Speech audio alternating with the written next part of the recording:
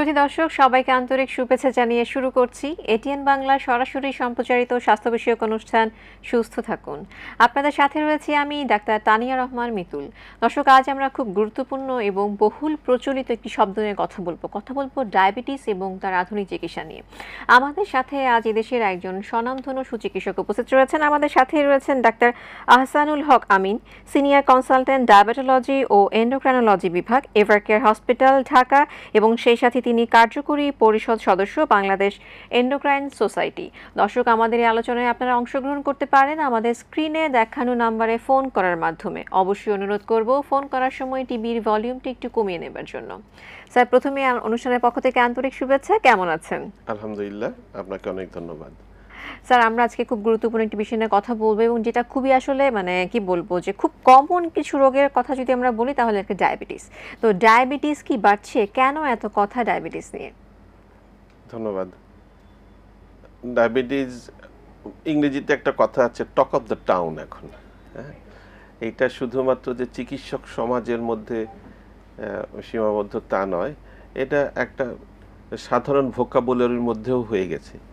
যেমন আপনার যদি চেহারা খারাপ হয়, আপনার যদি মুখ শুকনো থাকে, আপনাকে বলবে যে কি ব্যাপার, তোমার কি ডায়াবেটিস হয়েছে? হ্যাঁ স্যার, ব্যাপারটা অনেকটা এরকমই হয়ে গেছে, এত কমন হয়ে গেছে। তা আসলেও এইটা বিগত কয়েক যুগে বিভিন্ন কারণে এর প্রকোপ এত বেড়ে গেছে যে এটা আসলে চিন্তার কারণ। ধরেন 2 যুগ আগে এর যেই হার ছিল, এখন তার থেকে অলমোস্ট 3 গুণ হয়ে গিয়েছে। এবং যদি আমরা খুব ব্রড সেন্সে রোগগুলোকে দুভাগে ভাগ করতে পারি, কমিউনিকেবল, নন কমিউনিকেবল, মানে সংক্রামক এবং অসংক্রামক। অসংক্রামক রোগ আসলে ভেতরে ডায়াবেটিস বলা যায় 1 নম্বর। যেমন অসংক্রামক রোগের নামগুলি যদি বলি, ডায়াবেটিস, হার্টের অসুখ, কিডনি অসুখ, এর মধ্যে 1 নম্বর ডায়াবেটিস। এবং কেন এটা নিয়ে এত কথা, এটা নিয়ে এত গুরুত্ব, যে ডায়াবেটিস যদি অনিয়ন্ত্রিত থাকে, এটা আসলে একটা শরীরের গেটওয়ে ওপেন করে দেয়, যার মাধ্যমে সব ধরনের জটিলতা আমাদের শরীরে আক্রান্ত হতে পারে। আপনার চোখ, হার্ট, কিডনি, লিভার, পায়ের রগ, আপনার যৌন শক্তি, এমন কোনো সিস্টেম নাই ডায়াবেটিস তাকে এফেক্ট না করে। আমি ছোট্ট দুটো উদাহরণ দিই। জি অবশ্যই। সারা পৃথিবীতে যতগুলো অঙ্গহানি হয়, পা কাটা যায়, লোয়ার লিম্ব অ্যাম্পুটেশন, দ্বিতীয় কারণ হচ্ছে ডায়াবেটিস। অ্যাক্সিডেন্টে যতটুকুন পা পঙ্গুত্ব বরণ করে, প্রায় তার কাছাকাছি ডায়াবেটিসের জন্য। আপনি একটা ডায়ালাইসিস সেন্টারে যাবেন, যেখানে কিডনি ডায়ালাইসিস হচ্ছে, আপনি দেখবেন যে 10 জন রোগীর মধ্যে 7-8 জনের ডায়াবেটিসে আক্রান্ত। ডায়াবেটিস রোগটাকে এখন almost equivalent to heart disease বলা হয়। মানে আপনার ডায়াবেটিস আছে, তার মানে আপনি হার্ট ডিজিজে আক্রান্ত। তো কাজেই যেহেতু এমন একটা রোগ যেটা শরীরের সব সিস্টেমকে এফেক্ট করে, এবং সেটা প্রকোপ দিন দিন বেড়ে যাচ্ছে, এবং সেটাকে নিয়ন্ত্রণ যতটা আমরা করার চেষ্টা করছি, পারছি না, এই সব বিষয় মিলিয়েই ডায়াবেটিস এখন আমাদের একটা আলোচনার বিষয় হয়ে দাঁড়িয়েছে। খুব সুন্দর করে কিন্তু স্যার বুঝিয়ে বললেন যে কেন আসলে এটা টক অফ দ্য টাউন হয়ে গেছে, তার সিভিয়ারিটি আসলে কতটা বেশি। স্যারের কাছে জানতে চাইবো যে স্যার কি ধরনের লক্ষণ কিংবা কি ধরনের উপসর্গ নিয়ে আসলে রোগীরা আপনাদের কাছে আসে, যে ডায়াবেটিসের রোগীরা বিশেষ করে? অত্যন্ত গুরুত্বপূর্ণ প্রশ্ন। দেখেন, আমরা বলি ক্লাসিক্যাল সিমটম, ধ্রুপদী সিমটম, মনে হলেই মনে হচ্ছে ডায়াবেটিস। এটা সবাই জানে, যে আমার মুখ শুকিয়ে যাচ্ছে, বারে বারে টয়লেট যাওয়া লাগছে, আমি খুব টায়ার্ড হচ্ছি, আমি আর কাজ করতে স্পৃহা থাকছে না, ওজন কমে যাচ্ছে। This are the classical symptoms. কিন্তু ব্যাপার কি জানেন, এই ধরনের জানান দিয়ে এখন আর রোগগুলো আসে না। আমরা মজা করে বলি যে ডায়াবেটিস তো আর মেডিকেল সাবজেক্টের বই পড়ে আসে না। ম্যাক্সিমাম ক্ষেত্রেই এই লক্ষণগুলি থাকে না। অনেক সময় দেখা যায় যে কোনো একটা রোগে আক্রান্ত, ছোট একটা ক্ষত হয়েছে কিন্তু শুকোচ্ছে না, টেস্ট করে দেখা গেল সুগার বাড়তি। আপনি ভালো মানুষ, অফিসের আপনার অ্যানুয়াল চেক আপ হচ্ছে, ডায়াবেটিস ধরা পড়লো। এমনও হয়েছে যে জটিলতায় আক্রান্ত হওয়ার পরে ডায়াবেটিস ধরা পড়েছে, কিডনি খারাপ, কি কারণে খোঁজ করতে গিয়ে দেখা হলো তার অনেক দিন যাবৎ অনিয়ন্ত্রিত ডায়াবেটিস আছে। বলার উদ্দেশ্য হচ্ছে যে আমরা উপসর্গের জন্য অপেক্ষা করব না, এটা নীরবে এসে হাজির হতে পারে। এই কারণে আমি আপনাকে বলতে চাই যে উপসর্গ তো আছেই, যেগুলি বললাম ক্লাসিক্যাল উপসর্গ, কিন্তু সেটার জন্য অপেক্ষা না করে আপনি যখনই একটা সুযোগ পাবেন you check your blood sugar. আপনার ধরেন জ্বর হয়েছে, আপনি চিকিৎসকের কাছে গেলেন, তখন ওনাকে একটু রিকোয়েস্ট করবেন, আপনার বয়স বেশি না কম তার দরকার নেই, অল্প বয়স না বেশি বয়স দরকার নেই, আপনি বলবেন যে ডাক্তার আমার সুগারটা একটু চেক করে দেন। আর এখন তো অনেক সুবিধা হয়েছে যে আঙুলের ডকার থেকে বিভিন্ন মেশিনের মাধ্যমে সুগার চেক করে, আপনি কৌতূহলবশত চেক করতে পারেন। কারণ সব সময় উপসর্গ ওই চেহারা নিয়ে আসে না, গোপনে আসে। তো তাহলে একটু বলবেন কি যে আসলে কাদের ডায়াবেটিস পরীক্ষা করা উচিত? ধন্যবাদ। প্রথমত যাদের ফ্যামিলি হিস্ট্রি আছে, দ্বিতীয়ত যাদের কাজের ধরন এমন যে বসে থাকতে হয়, ওজন বেড়ে যাচ্ছে, হাঁটার সময় পাচ্ছেন না, এবং খাওয়া দাওয়ার বিষয়ে খুব একটা নিয়ন্ত্রণ নাই, ফুডি, আর unexplained any kind of symptom, খারাপ লাগছে, এই ধরনের উপসর্গ হলেও আপনি তাড়াতাড়ি ব্লাড সুগার চেক করবেন। স্যার, লাইফস্টাইলের কি কোনো ভূমিকা রয়েছে কিনা? আপনি বলছিলেন যে খাবারের প্রতি নিয়ন্ত্রণ নেই, ফুডি, বসে থাকছে, তো এটার সাথে ডায়াবেটিসের কোনো ভূমিকা রয়েছে কি? অবশ্যই, এই ভূমিকার জন্যই তো আজকে আমরা মহাবিপদে। একটা সময় ছিল যে আমাদের ফোর্সফুলি শারীরিক পরিশ্রম করতে হতো। স্যার, আমরা এই বিষয়ে কথা বলবো, আমাদের সঙ্গে একজন দর্শক রয়েছেন ফোনে, আমরা ফোনটি আগে নিচ্ছি। হ্যালো দর্শক, আসসালামু আলাইকুম। জি, আপনার পরিচয় দিয়ে প্রশ্নটি বলুন। জি, জি জি শুনতে পেয়েছি, আপনার প্রশ্নটি বলুন।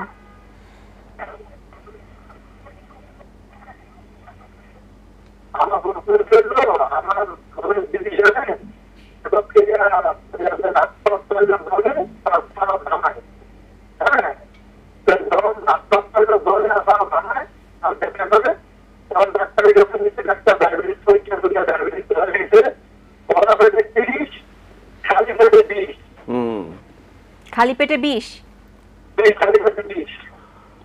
জি, আপনার বয়স কত? 44 বছর, আপনার খালি পেটে ডায়াবেটিস, ব্লাড সুগার 20। তাহলে যে ডাক্তার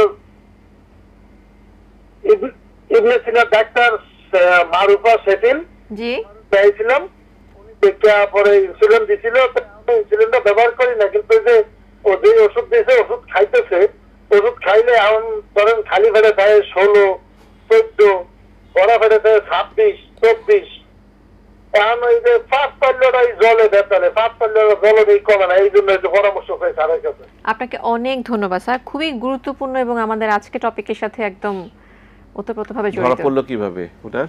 ধরা পড়লো উনি ডাক্তারের কাছে গিয়েছিলেন, হ্যাঁ, একটা সিমটম নিয়ে। হ্যাঁ, দেখেন 44 বছর বয়সে এত ব্লাড সুগার, এটা কিন্তু আগে ছিল না। তার কাজে আমি বলছি যে রোগগুলো অন্য চেহারা নিয়ে আসছে। এবং ডক্টর সুলতানা মারুফা শেফিন আমার খুব ঘনিষ্ঠ সহকর্মী, আমি ওনাকে চিনি। এই যে 30 এবং 20 ব্লাড সুগার, এটা কিন্তু অনেক বেশি, এবং সুগার যখন অনেক দিন বেশি থাকে তখন এর চুপচাপ বসে থাকে না, এর কিছু অংশ অ্যাসিডে পরিণত হয়, এবং অ্যাসিড ইজ এন ইমার্জেন্সি। আমরা এটাকে বলি ডায়াবেটিক কিটো অ্যাসিডোসিস। এবং এই কিটো অ্যাসিডোসিসের এইটার গুরুত্ব হচ্ছে, মনে করেন মেডিকেল ইমার্জেন্সি, একটা মানুষের হার্ট অ্যাটাক হলে যেরকম আমরা গুরুত্ব দিই, একটা মানুষের স্ট্রোক হলে যেরকম গুরুত্ব দিই, এর গুরুত্ব একই রকম। কারণ এই বেশি পরিমাণ ব্লাড সুগার বেড়ে একসময় অ্যাসিড হয়ে সারা শরীরে ছড়িয়ে পড়বে, পেশেন্ট অজ্ঞান হয়ে যেতে পারেন, কমায় চলে যেতে পারেন, একটা ভয়ঙ্কর অবস্থায় তৈরি হতে পারে। এবং আগুন লাগলে কি হয়, আমরা কি ব্যবহার করি? পানি ব্যবহার করি। ইনসুলিন ওনার ক্ষেত্রে এই আগুন লিভানোর কাজ করবে, এবং ইনসুলিন ওনার ক্ষেত্রে এই অ্যাসিড তৈরি হওয়াটা বন্ধ করবে। প্রাথমিকভাবে 20-30 ব্লাড সুগার কমানোর জন্য ইনসুলিন আমাদের ব্যবহার করতে হবে। যখন এই সুগারটা একটু কমে আসবে, প্যানক্রিয়াস নিজে নিজে কাজ শুরু করবে, তখন আমরা ট্রায়াল দিয়ে তাকে মুখে খাওয়ার ওষুধে আনার চেষ্টা করব। 20 এবং 30 ব্লাড সুগার থেকে কমে কিন্তু এটা 16তে আসছে। আমাদের জানতে হবে নর্মাল ভ্যালু কত। খালি পেটে 5 থেকে 6 এবং ভরা পেটে 7-8 হলে হবে। এক বেশি হতে পারে, কিন্তু 16-17 অনেক বেশি। কাজে এই বাড়তি ব্লাড সুগার ওনার কিডনি, হার্ট, লিভার, ওনার স্নায়ুতন্ত্র সব জায়গায় একটা হুমকি তৈরি করবে। এবং ইনসুলিন হচ্ছে এমন একটা ওষুধ, এই সব অর্গানগুলোকে প্রোটেক্ট করবে। প্রাথমিকভাবে ওনাকে ইনসুলিন নেবেন। পরবর্তীতে যখন আমরা সুগার কমিয়ে আনবো, আমরা ট্রায়াল দিয়ে দেখব যে ওনার মুখে খাওয়ার ওষুধে আনা সম্ভব হয় কিনা। অনেক ধন্যবাদ স্যার, খুব সুন্দর করে অ্যান্সার দিয়েছেন। আমাদের সঙ্গে আরও একজন দর্শক রয়েছেন ফোনে, আমরা ফোনটি নিচ্ছি। হ্যালো দর্শক, আসসালামু আলাইকুম। ওয়ালাইকুম আসসালাম। জি, আপনার পরিচয় দিয়ে প্রশ্নটি বলুন। আমি কাজী ফজলুল হক, যশোর থেকে। জি বলুন, প্রশ্নটি বলুন। আমার প্রশ্ন, আমার আজ 12 থেকে 14 বছর ডায়াবেটিস। জি। এখন আমি রেগুলার হয়তো হাঁটা চলাফেরা করতে পারি না, অসুস্থর কারণে। আমার পায়ের সমস্যা। আচ্ছা, পায়ে কি সমস্যা? পায়ে আমার ইনফেকশন, হাড়ে ইনফেকশন, যার জন্য আমি হাঁটা চলা করতে পারি না। কিন্তু আমার ডায়াবেটিস মাঝে মাঝে মাপি এবং দেখি যে বাড়িতে আমার নিজস্ব মেশিন আছে, দেখি কোন সময় দেখা যাচ্ছে 7-8 খালি পেটে, জি। আর ভরা পেটে 12-13। এখন এটা কি আমার নিয়ন্ত্রণে আছে? আচ্ছা, আপনাকে অনেক ধন্যবাদ। আপনার বয়স কত? আমার বয়স 58। আচ্ছা, আপনাকে অনেক ধন্যবাদ। ওনার কি কিডনি সমস্যা, ব্লাড প্রেশার সমস্যা, হার্টের সমস্যা আছেন কিনা? আছে আপনার কিডনি সমস্যা, ব্লাড প্রেশারের সমস্যা অথবা হার্টের কোনো সমস্যা? না, আমার অন্য কোনো সমস্যা, শুধু ডায়াবেটিস। শুধু ডায়াবেটিস এবং পায়ে ইনফেকশন? পায়ে ইনফেকশন, কিন্তু ডায়াবেটিস শুধু আছে, কিন্তু পায়ের জন্য ইনফেকশন না, আঘাতজনিত ইনফেকশন। আঘাতজনিত ইনফেকশন হলে সেটা কমানোর প্রথম টার্গেট হচ্ছে আপনার সুগারটা কম রাখতে হবে। এবং সুগার কম রাখা মানে খালি পেটে 5 থেকে 6, ভরা পেটে 7 থেকে 8, এই লেভেলে আপনাকে আনতে হবেই। যদি খুব বেশি হাঁটতে নাও পারেন, আপনি ঘরের ভিতরে হলেও সকালে 15 মিনিট, বিকালে 15 মিনিট, যতটুকুন আপনার শরীরে অ্যালাউ করে ততটুকুন হাঁটবেন। না হাঁটলে রক্ত চলাচল হবে না, আমাদের ডায়াবেটিসের ওষুধগুলো ভালোভাবে কাজ করবে না। ওষুধ চলবে, কিন্তু তার সাথেও কিছু পরিমাণ শারীরিক পরিশ্রম, হাঁটা এবং ডায়েট কন্ট্রোল রাখতে হবে। এবং সুগার যতদিন পর্যন্ত 5 থেকে 6 এবং 7 থেকে 8-এর মধ্যে না আসবে, আপনার পায়ের ইনফেকশন কমবে না। স্যার, আমরা খুব সুন্দর একদম আমাদের টপিকের সাথে মিলিয়ে প্রশ্ন পাচ্ছি। আমরা কথা বলছিলাম লাইফস্টাইলের ভূমিকা, আমরা বলছিলাম খাওয়ার কথা, আমরা বলছিলাম এক্সারসাইজের কথা। আমাদের হাতে 30 ধরনের ওষুধ আছে ডায়াবেটিসের, কিন্তু কোনো ওষুধই পরিপূর্ণ কাজ করবে না যদি আপনি লাইফস্টাইলটাকে ঠিক না করেন। সোজা কথা 3টা। একটা চমৎকার ডায়েট চার্ট ফলো করতে হবে। দ্বিতীয় হলো প্রত্যেক দিন আধা ঘন্টা শারীরিক পরিশ্রম করতে হবে। এবং তৃতীয় হচ্ছে অ্যাডুকুয়েট স্লিপ এবং স্ট্রেস ফ্রি, 6 থেকে 8 ঘন্টা ঘুম। এই 3টে জিনিস আমাদের ডায়াবেটিস চিকিৎসার প্রথম 50 to 60%। তারপরে আমাদের ওষুধগুলি কাজ করবে। স্যার, আমরা ওষুধ নিয়ে কথা বলবো। আমাদের সঙ্গে আরেকজন দর্শক রয়েছেন ফোনে, আমরা ফোনটি নিচ্ছি। হ্যালো দর্শক, আসসালামু আলাইকুম। জি, আসসালামু আলাইকুম। জি, আমি চট্টগ্রাম থেকে বলছি, আমার নাম আরেফিন। জি, আপনার প্রশ্নটি বলুন। জি, আমি একটু জানতে চাচ্ছি স্যারের কাছে যে ইনসুলিন যেটা মানে ইনজেকশনের মাধ্যমে নেয় আর কি, এটা এখানে ইনসুলিন ট্যাবলেট আসার কোনো সম্ভাবনা আছে নাকি শিগগিরই? আচ্ছা, আপনাকে অনেক ধন্যবাদ। জি ভাই, এই প্রশ্নের উত্তর তো আমরা বছরের পর বছর দিয়ে যাচ্ছি। ইনসুলিন আবিষ্কার হয়েছে 100 বছরের উপরে। যেদিন আবিষ্কার হয়েছে তার পরের দিন থেকেই মুখে খাওয়ার ওষুধ তৈরি করার চেষ্টা হচ্ছে, কিন্তু সায়েন্স এখনও পারেনি। অন্য অনেক ধরনের চেষ্টা হয়েছে, নাকে স্প্রের মাধ্যমে, প্যাচের মাধ্যমে, সীমিত আকারে আছে, কিন্তু এখনো ইনসুলিন ট্যাবলেট খুব চেষ্টা চালানো হচ্ছে, ফেজ 3 ফেজ 4 আমাদের ট্রায়ালে আছে, কিন্তু একেবারে সবাইকে দেওয়ার মতো অবস্থা এখনো ইনসুলিনের কোনো ট্যাবলেট নাই। বরঞ্চ ইনসুলিন ডেলিভারি সিস্টেমে আমাদের কিছু কিছু চেঞ্জ এসেছে, যেমন কলমগুলি অনেকটা সুবিধাজনক। নতুন ট্রিটমেন্ট হচ্ছে ইনসুলিন পাম্প।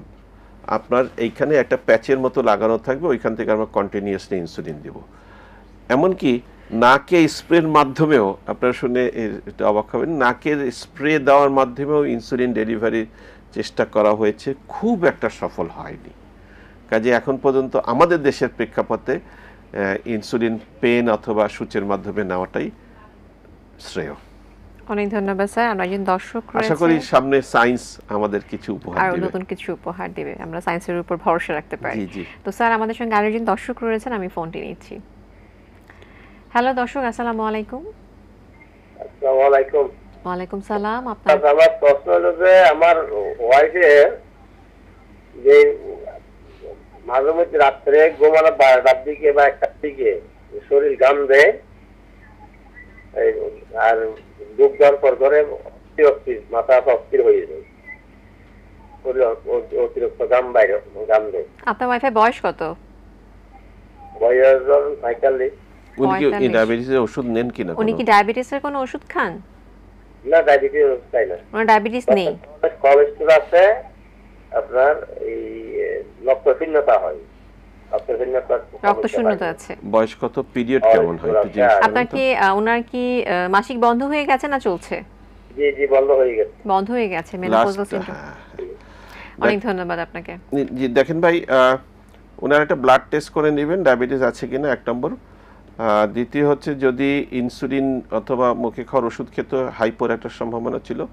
তবে মহিলাদের জীবনচক্রের একটা বিশেষ অবস্থা আছে, যখন মাসিকটা বন্ধ হয়ে যায় তখন এই ধরনের সিমটম হতে পারে। একটা হরমোন চট করে কমে যায়, তো যার জন্য একটা হট ফ্লাশ হয়, যে হঠাৎ করে গরম লাগে, অস্থির লাগে, ঘাম বুক হচ্ছে, ধড়ফড় করছে। বুক ধরফর করে, এটা আমরা হট ফ্লাশ বলি। এটা মহিলাদের জীবনচক্রের একটা অংশ, হয়তো আস্তে আস্তে ঠিক হয়ে যাবে।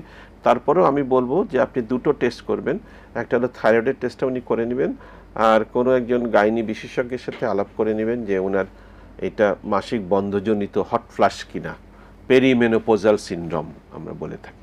স্যার আমাদের সঙ্গে আরো একজন দর্শক রয়েছেন, আমরা ফোনটি নিচ্ছি। হ্যালো দর্শক, আসসালামু আলাইকুম। ওয়ালাইকুম আসসালাম। আসসালামু আলাইকুম। জি ওয়ালাইকুম সালাম। আপনার পরিচয় দিয়ে প্রশ্নটি বলুন। হ্যাঁ, আমি রাজশাহী জেলা তামার থানা থেকে বলছিলাম, মোহাম্মদ মিজানুর রহমান। জি বলুন, আমরা শুনতে পাচ্ছি। বলছিলাম আপনার এই যে পায়ের কবজার কাছে যে টাকু আছে না, জি এই টাকুর নিচে এখানে আপনার ফুলে যায় আর আচ্ছা। ব্যথা করে অনেক। আপনার ডায়াবেটিস আছে? দর্শক, আপনার কি ডায়াবেটিস রয়েছে কিনা? ডায়াবেটিস? জি ডায়াবেটিস নাই, পরীক্ষা করে দেখেছি তো। পরীক্ষা করে দেখেছেন, আপনার কোনো ডায়াবেটিস নেই, পায়ে ব্যথা করে। আপনার বয়সটা কত? বয়স 33। 2 পা না 1 পা? 2 পায়ে নাকি 1 পায়ে? এক পায়ের এক সাইডে আর আরেক পায়ের 2 সাইডে। ঠিক আছে। হাতের আঙ্গুলগুলো ব্যথা করে, হাঁটু ফুলে যায়? না, হাতের আঙ্গুলে বা পায়ের আঙ্গুলে কোথাও সমস্যা নাই, শুধু খালি ওখানেই। আপনি কি কোনো আঘাত পেয়েছেন? কোনো আঘাতের কোনো হিস্ট্রি রয়েছে দর্শক? হ্যাঁ, আপনি কি কোনো অ্যাক্সিডেন্ট কিংবা কোনো ব্যথা পেয়েছেন কিনা? না, কখনো ব্যথাও পাইনি, এরকমও কখনো হয়নি। আচ্ছা তবে ছোটবেলায় আমার পা ভেঙে গেছিল, তা হাঁটুর উপরে। আচ্ছা, তাহলে ভাই একটা জিনিস হয় কি, ওই অনেক সময় গোড়ালির হাড় বেড়ে যায়, এটাকে ক্যালকেনিয়াল স্পার বলা হয়। এটার জন্য ওই জায়গাটা ব্যথা করে ফুলে যায়। আপনি সিম্পল এক্সরে করবেন, খুব খুব কঠিন এক্সরে না, ওই পায়ের ওই ফুটের একটা এক্সরে করলে আমরা বুঝতে পারবো যে এখানে কোনো ইনফ্লামেশন আছে, ফুলে গেছে কিনা, কোনো হাড়ের কোনো সমস্যা, অথবা হাড় বেড়ে যাওয়া, ক্যালকেনিয়াল স্পার যেটা বলা হয়। এইটা একটু পরীক্ষা করে একজন চিকিৎসকের সাথে আপনি একটু আলাপ করতে হবে। স্যার খুব সুন্দর বলেছেন। অনেকে জানতে চান যে ইনসুলিন সপ্তাহে সপ্তাহে ব্যবহার করব, এমন কোনো নতুন ইনসুলিন আবিষ্কার হয়েছে কিনা, প্রতিদিন নিতে হবে না, আধুনিক ইনসুলিনগুলো সম্পর্কে জানতে চান। অনেক ধন্যবাদ। ইনসুলিন যে বললাম যে এটার যুগান্তকারী একটা বিষয় ছিল, 100 বছর ধরে আমরা ব্যবহার করছি। এখন চেষ্টা করা হচ্ছে এটাকে আরও ইউজার ফ্রেন্ডলি করার জন্য, মাসে একবার, সপ্তাহে একবার, দিনে একবার।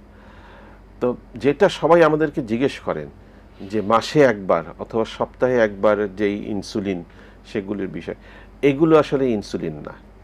এগুলো হচ্ছে সায়েন্টিফিক নাম হচ্ছে জিএলপি বেস থেরাপি। এগুলো শরীরের ভিতরে গিয়ে ইনসুলিন তৈরির কাজ করে, ওজন কমায়, অ্যাপেটাইট কমায়। এগুলি একটা নতুন গ্রুপের ওষুধ। তো এগুলি কিন্তু ইনসুলিনের বিকল্প না। এই এই উইকলি ইঞ্জেকশনগুলি নিলে আপনার ইনসুলিনের ডোজের পরিমাণ কমবে। আপনি হয়তো সকালবেলা 20 ইউনিট, রাত্রে 18 ইউনিট দিতেন, হয়তো সেটা কমে 12-10-এ আসবে, আপনার ওজন কমবে, অন্যান্য কাজ হবে। বাট এইগুলো ইনসুলিনের বিকল্প না। এটা মিসকনসেপশন আছে, ডাক্তার অমুকে সপ্তাহে একবার ইনসুলিন নিচ্ছেন, আমাকে ওইটা দিন।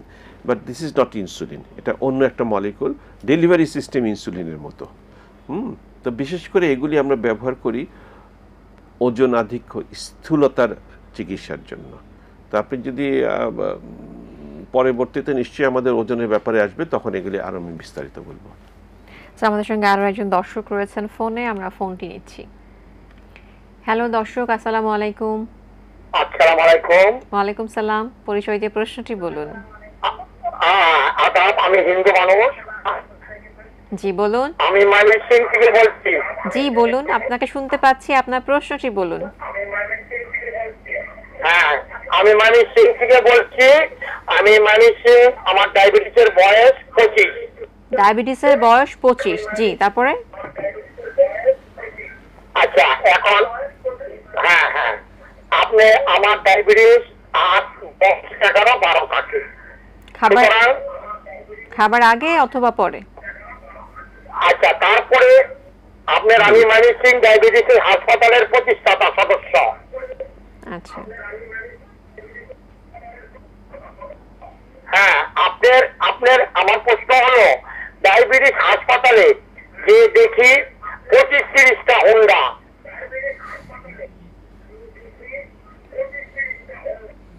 কারণ হলো এটার কি কারণ? এই ডায়াবেটিস হাসপাতালে তো আমরা যখন প্রতিষ্ঠাতা ছিলাম। ঠিক আছে, আমরা বুঝতে পেরেছি আপনি ডায়াবেটিস হাসপাতাল নিয়ে কথা বলতে চাচ্ছেন। এটা আসলে সরকারি পর্যায় থেকে কথা বলতে হবে। আমাদের আজকে তারপরে আমি নাকি কিছু উত্তর দিই। দেখেন, আপনাকে অনেক ধন্যবাদ। আপনাদের মতো লোকের জন্য সারা দেশে ডায়াবেটিস হাসপাতালের একটা নেটওয়ার্ক তৈরি হয়েছে, ডায়াবেটিস রোগীরা সেবা পাচ্ছে। আপনার প্রতি আমাদের কৃতজ্ঞতা। কিন্তু চিকিৎসা সেবা কিন্তু একপক্ষীয় না। এখানে ডাক্তার, ফার্মাসিউটিক্যালস কোম্পানি, এখানে ল্যাব সায়েন্স, এখানে আপনাদের মতো সমাজসেবক, সবাই মিলে আমাদের এই বিষয়টা টেক কেয়ার করতে হয়। তো ওষুধ কোম্পানির সাথে আসলে তারা আমাদের ফ্যামিলির একটা অংশ। উনি হয়তো ওষুধ কোম্পানির কথাই বলছেন, মোটরসাইকেল যখন বললেন, তো সেইটা হয়তোবা তারা আমাদেরকে সহায়তাই করেন। হ্যাঁ, সেভাবেই আমরা ধরে নেব আর কি। স্যার, আমরা কথা বলছিলাম লাইফস্টাইল নিয়ে, তো আমরা ডায়েট নিয়ে কথা বলছিলাম, যে খাবারের ব্যাপারটা, খাবার এবং এক্সারসাইজ আমরা অলরেডি কথা বলেছি। তো খাবারটা কেমন হবে? ধন্যবাদ। এবং স্যার, আমি তার একটু আগে বলে নিতে চাচ্ছি যে অনেকেই বলেন কিটো ডায়েট, কিছু কার্বোহাইড্রেট খাবে না। তো আপনার কাছ থেকে জানবো যে আসলে স্ট্যান্ডার্ড মানে ফুড হ্যাবিটটা কেমন হবে? কিসের? Diabetic patient? হ্যাঁ, ডায়াবেটিক পেশেন্ট। প্রথমেই আপনাকে ভুল ভাঙিয়ে দিই, there is no diet called diabetic diet. আচ্ছা, any healthy diet is diabetic diet. এবং আমরা ডায়াবেটিস রোগীদেরকে যেই সব কথাগুলি বলি, আপনি চিনি মিষ্টি খাবেন না, আপনি তেল খাবেন না, তেলের জিনিস কম খাবেন, এগুলি সবার জন্যই। কাজে any healthy diet is a diabetic diet. তবে কিছু মূল নীতি আছে, যেমন যেগুলি র্যাপিডলি অ্যাবজর্বেবল কার্বোহাইড্রেট, যেই চিনিটা খেলে চট করে রক্তের সুগার বেড়ে যাবে, সেটা আমি অ্যাভয়েড করব। তেলের পরিমাণ কমিয়ে দেব। আমি 3 বেলা মেজর মিল, ব্রেকফাস্ট, লাঞ্চ, ডিনার একটা ফিক্সড টাইমে খাবো। এবং সকাল মিড মর্নিং স্ন্যাক্স 11টার দিকে একটা নাস্তা আমাদের প্রয়োজন, বিকালের দিকে নাস্তা প্রয়োজন, সেগুলি করব। এটা কিন্তু সবারই ব্যাপার হচ্ছে আমি কি খাবো। আপনি 11টার সময় আপনি খবর নেন সিঙ্গারা, সমুচা, পেঁয়াজ, তেলে ভাজা জিনিস, ডোন্ট ডু দ্যাট। সেখানে ফাইবার রিচ খাওয়া হবে। ফল, পেয়ারা খুব চমৎকার একটা ফল, আমাদের দেশে এত চমৎকার পাওয়া যায়, পেঁপে, জাম্বুরা ফলের মধ্যে। তারপর আমরা মুড়ি, পাতলা মেরি বিস্কিট, ইভেন একটা জিনিস খুব পপুলার, পপকর্ন, এটা কিন্তু গুড ফর ডায়াবেটিস যদি আপনি তেল অ্যাড না করেন। ব্রেকফাস্টে there should be a carbohydrate, অল্প পরিমাণ, রুটি, একটা ডিম সিদ্ধ, প্রোটিন অথবা পোচ, সাথে একটু বাসায় রান্না করা সবজি, যদি পারেন একটু সালাদ খাবেন। দেখেন সিম্পল, এটা কিন্তু হেলদি হওয়ার কথা সবারই। দুপুরবেলা আপনি একটা ভালো প্রোটিন খাবেন, 2 টুকরো মুরগির মাংস অথবা মাছ, তবে মনে রাখতে হবে পাতলা ঝোল, অনেক তেল দিয়ে ভুনা তরকারি খাওয়া যাবে না। সাথে শাক, সালাদ, অন্য মানুষ যা খায় আপনি তার ডাবল খাবেন, ফাইবারের জোগাড় দিবে। কার্বোহাইড্রেট, ভাতটার ব্যাপারে আমাদের একটু হিসাব করতে হবে, 1 চামচ নিয়ে আরেক চামচ হয়তো নিলাম না। রাতের বেলা সবাইকে রুটি আসলে আমাদের বাঙালি ভাত প্রিয়, তো আমরা কার্বোহাইড্রেট প্রিয়, রুটি সবার জন্য রোচে না। বিশেষ করে দেখেন বয়স্ক মানুষ, 40-50 বছর বয়স, আমাদের মা খালারা আজীবন ভাত খেয়েছে, হঠাৎ করে যদি বলি যে একেবারেই ভাত নিষিদ্ধ, কাউকে কষ্ট দেওয়া তো একটা চিকিৎসার অংশ হতে পারে না। উনি 3 দিন ভাত, 4 দিন রুটি অল্টারনেট করে খেতে পারবেন। ভাত খাওয়ার ব্যাপারে একটু যদি মোটা চালের ভাত হয়, যদি একটু মাঠটা ফেলে দেন, তাহলে ক্যালোরি ভ্যালু অনেক কমে যায়, সাথে একটু ফাইবার থাকবে, সবজি থাকবে, দ্যাটস অল। খুব কঠিন কিন্তু কিছু না। কাজে সারাদিনের আমাদের যে ক্যালোরি 1700 থেকে 1800 ক্যালোরি, এইটাকে আমরা ভাগ করব, কিছুটা কার্বোহাইড্রেট দিব, যে কার্বোহাইড্রেট হবে একটু জটিল, যে শর্করাটা চট করে রক্তে গিয়ে সুগার বাড়িয়ে দিবে না, প্রোটিন থাকবে আর একটু ফাইবার থাকবে, একটু হিসাব করে চললে হয়। প্রবলেম হয় আমাদের ফাস্ট ফুডের কালচার এমন মহামারীর মতো হয়ে যাচ্ছে, আর আমাদের কেন যেন আমাদের সোসাইটিতে কোনো কিছু সেলিব্রেশন মানে চলো বন্ধু কাচ্চি বিরিয়ানি খাই, অথবা ফাস্ট ফুড খাই, অথবা ওই খাই, এই কালচার থেকে আমাদের বেরিয়ে আসতে হবে। যখনই আমি ছোট্ট একটা উদাহরণ দিই আপনাকে, ডিম আপনি সিদ্ধ অথবা পোচ খান, তার ক্যালোরি ভ্যালু 50 থেকে 60-এর মধ্যে। যখনই আপনি তেল দিয়ে অমলেট করবেন, ইট গোজ আপ টু 120, 120-140 বাড়তি ক্যালোরি আপনার শরীরের মধ্যে জমা হবে, আপনার সুগার বাড়িয়ে দিবে। কাজে একটু কমন সেন্স অ্যাপ্লাই করতে হবে, দরকার হলে ডায়েটিশিয়ানের সাথে একটু আমরা কথা বলব। স্যার একদম শেষ পর্যায়ে চলে এসেছি, আমরা দর্শকের শেষ প্রশ্ন নিচ্ছি। দুঃখিত, লাইনটি কেটে গিয়েছে। স্যার একদম শেষ পর্যায়ে চলে এসেছি, লাস্ট প্রশ্ন যেটা জানতে চাচ্ছি যে সোশ্যাল মিডিয়াতে মানে ডিজিজ নিয়ে নানা ধরনের প্রোপাগান্ডা ডায়াবেটিস নিয়েও রয়েছে, এই বিষয়ে যদি কিছু বলতেন। আপনাকে অনেক ধন্যবাদ। খুব এটা একটা পার্টিনেন্ট প্রশ্ন, এটা একটা সময় উপযোগী প্রশ্ন। দেখেন, সায়েন্স এর বাইরে আমরা কিছু বলবো না, সত্যই এইটাকে প্রমাণ করবার জন্য সায়েন্টিফিক ডাটা লাগবে। যে যাই বলুক, তিনি যত বড়ই সেলিব্রিটি হোক, তার বক্তব্যের পেছনে যদি সায়েন্স কর্তৃক সেটা প্রমাণিত না হয়, তাহলে আমরা সেটা অ্যাকসেপ্ট করা উচিত হবে না। আমরা বৈজ্ঞানিক ডাটা সমৃদ্ধ চিকিৎসা পদ্ধতি অবলম্বন করব, এইটাই বলবো। বিভিন্ন রকমের টোটকা, বিভিন্ন রকমের এগুলোর কিন্তু খুব বেশি দিন টেকে না, এগুলি একটা হাইপ তৈরি করে, তারপরে একসময় চলে যায়। এবং সবচেয়ে বড় কথা যে আমরা যেসব ওষুধ ইউজ করি তাদের A to Z আমরা জানি, ইফেক্ট জানি, সাইড ইফেক্ট জানি, কাকে দেব, কিডনিতে কি করবে, লিভারে কি করবে, কিন্তু এইসব হঠাৎ করে আসা ওষুধগুলোর কোনো লং টার্ম রিসার্চ থাকে না। সাময়িকভাবে সুগার কমাতে পারে আমি বলছি, কিন্তু কিডনির কি করে, লিভারের কি করে, চোখের কি করে, উই ডোন্ট নো। কাজেই যেই বক্তব্যগুলো আমাদের সায়েন্টিফিক ডাটা কর্তৃক প্রমাণিত, র্যান্ডমাইজ কন্ট্রোল ট্রায়াল, কঠিন শব্দ, সায়েন্স কর্তৃক সায়েন্সের কোষ্ঠী পাথরে পাশ করা, সেগুলিই আপনারা গ্রহণ করবেন, এটাই স্বনির্বন্ধ অনুরোধ। খুব চটকদার বিজ্ঞাপনে যাবেন না দয়া করে। স্যার আপনাকে অনেক ধন্যবাদ। আশা করছি আজকের আলোচনা থেকে দর্শকরা উপকৃত হয়েছেন এবং তার চেয়েও বেশি দর্শকরা সচেতন হবেন।